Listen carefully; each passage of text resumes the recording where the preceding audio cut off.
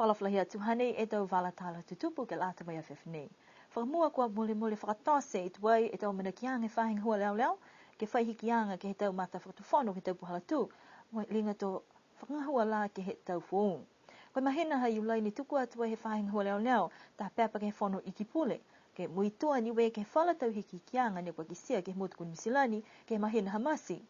Koe tau ka kanu ni ka tuku atua i hakua laulahi e tau tangata whenonga mai ke he motu mai i New Zealand pia i fuki ni mo te tangata no nofo motu ni kwa o atu ki New Zealand mo e kwa lata he tala hau ilo tolu ke tatai e tau mata whakatuwhono ke tau puhalatu ke aua ni ke moa whala tau lekua lafkilunga. Ni whakamau ai ke he mga hona ke whakangahua i ke hao tahi o ke tapa ka kwa mole atua e mahina mo e nākai la whakangahua ia.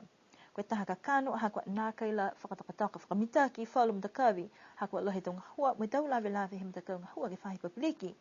Tala hau wai he takitaki uru whakatonu he whahi papiliki wa ono atu wai ke he tau whōu e matangahua nei.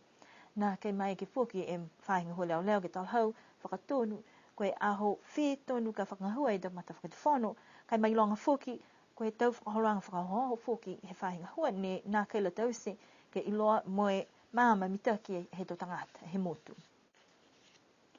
Kua lahi tupe he tau atu motu he lalolangi mai atu Pasifika ke he tau ngangau nā kai pigisia tunga e toto tukolunga mai suka koe tau talahauanga kua fuafua koe fitung fumalime pasene he tau tangata ne kua mamamase he tau takitaha ha koe tau ngangau nā kai pigisia.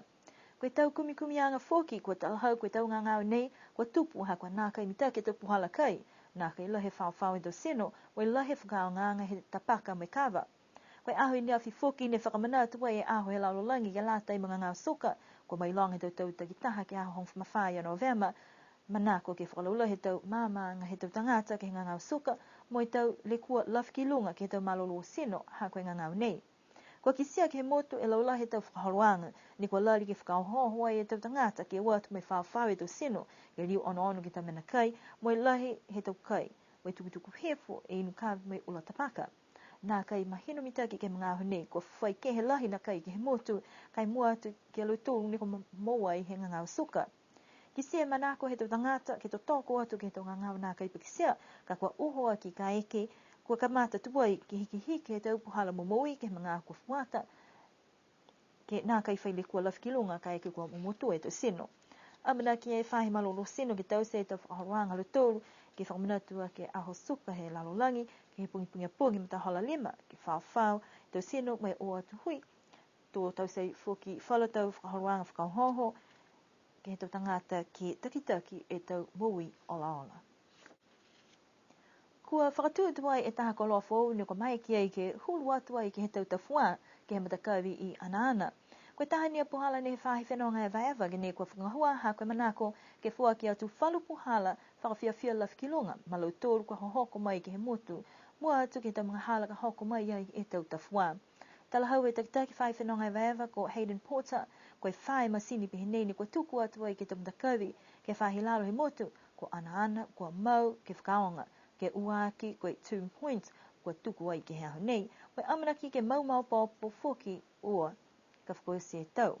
Koe mena ni kua mitaki lahi ke lata i mōlau tōru ni kua whia kisikisi atu ai ke tau tawhua kai nā kai hokosia ke uatu mo i kakau ai me tau tawhua i moana. Koe tau masini nei mai ke whakangahua ai ke he ue tāla mai ke whakaonga ai ke tōru minisi. Kai pese ia mai longa foki e mga hala he tawa whāne kua hoku atu ki ai mo e kua tālanga e tau koloa nei ke mai ke foki ke utakehe kai ke malolola he tau matangi ni ke malona.